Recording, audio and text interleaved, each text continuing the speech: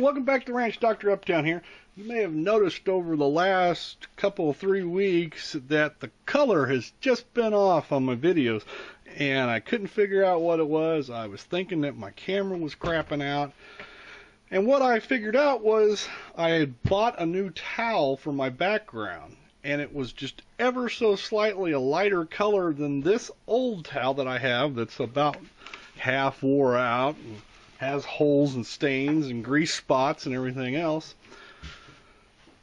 But the color was just enough off that for whatever reason it was making my camera want to darken it out, thinking it was overexposed, and that was giving all the videos a yellow tinge, and I couldn't figure it out to save my life. But hey, that's not why we're here. Why we're here today is to send a response back to Matt over at Risarms about the craziest hunting story you've ever come up with. Now this one's from a few years back, down at our hunting camp down in southern Arkansas. Matt, of course, he goes to a different camp up north someplace, but I go to a camp down in southern Arkansas. And the camp's pretty laid back. There aren't a whole lot of rules other than, you know, be safe and that kind of thing. But one of the few rules that we do have is on the morning hunt, you're supposed to show back up at the camp about 10 o'clock in the morning, and on the afternoon hunt, you're supposed to show up at the camp about 3:30, 4 o'clock. Well, or I guess in the afternoon it's not such a big deal, but if you're not back an hour after it's dark outside, people are getting worried. And the whole point of this is the reason we always do this check-in thing is, one, because that's when we have breakfast in the morning and dinner's usually ready by that time in the afternoon. The other reason is so that we kind of have an accountability of where everybody's at, and we can check to see if anybody's having trouble or something.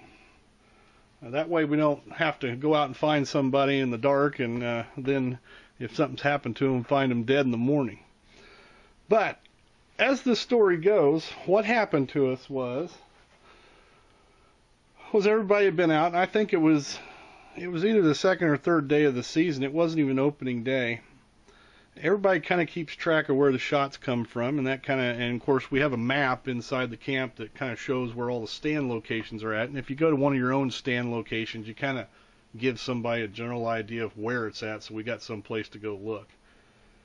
But what had happened this particular morning was one of the guys didn't show up from the morning hunt, and we all got in there and had our breakfast and everything, and he still hadn't shown up, and so we thought we better go out and check on him. Well, we all knew more or less where his stand was at, even though it was a secret location. And the reason we knew that is because he was always one of these guys that would use the little marking tape, like the orange surveyor tape, and he'd get it in all kinds of different colors.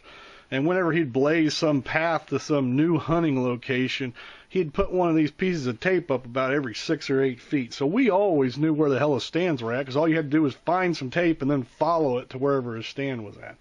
Well, we knew more or less where he was hunting that morning.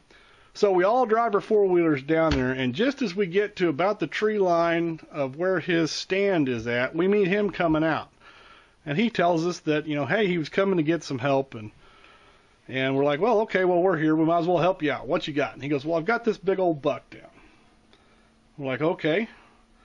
So you got one. We're like, hey, that's great, you know, okay. And he goes, well, yeah, but we got to kind of trek a little ways to get him. So what the story was he was up in this tree about 80 foot off the ground, and this humongous buck that he had been tracking for the last 2 years walked right underneath his stand. Well, because of the way he had his stand situated and everything, he was kind of having to make some kind of oddball behind the shoulder kind of shot, and when he did, he shot the deer.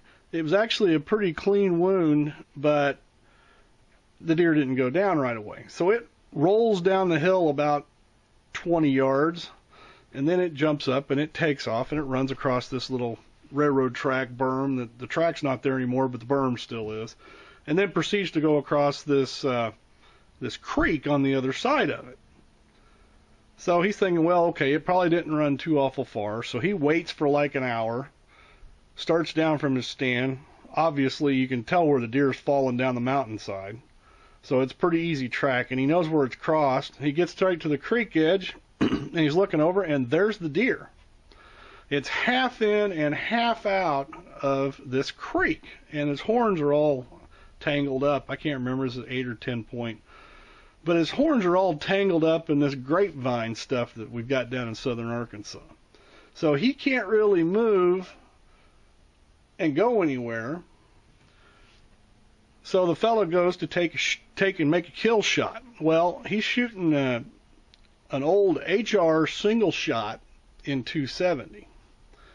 Well, he goes on to tell us that he had been having problems with this latest bunch of reloads that he had. They were just a little bit out of spec or whatever reason. Anyway, once they fired, they would fit real tight in the chamber, and he couldn't extract the casing all the time. So ends up what happens is he gets down here to the bottom of the mountain. He's got his deer dead to rights. He can shoot and kill it, and he can't get this 270 case out of the chamber in his rifle. Well, he gets to looking, and he had left his knife in his trailer. So he doesn't have a knife. He's got this stuck chamber. He knows all he's got to do is just set something down the barrel, and it'll knock that case loose, but he can't get it out. So he thinks, okay, well, I'll just wait him out. I mean, he's shot, he's bleeding pretty good. I'll just wait out, and sooner or later he'll die. Well, finally, he hadn't seen the deer move in a little while, and it doesn't look like the deer's breathing. So he makes his way across the creek, and he gets to the other side, and he goes to grab a hold of the horns on this deer, and all of a sudden this sucker comes back to life on him, starts flailing around. Well, the only thing he can think to do is stick his foot on top of the deer, and he ends up drowning the sucker in the creek. So now he's got a half-drowned deer still in the creek, and he decides he's going to come and get some help. So that's my crazy-ass hunting story that I've got. It's the only one that I can think of that's really bizarre and different. Anyway, I hope you guys find this interesting. We'll talk to you later. Hey, Matt, you have some good luck, buddy. We'll catch you maybe when we get back into Little Rock at the end of the next week. We'll talk to you later, bud. Bye.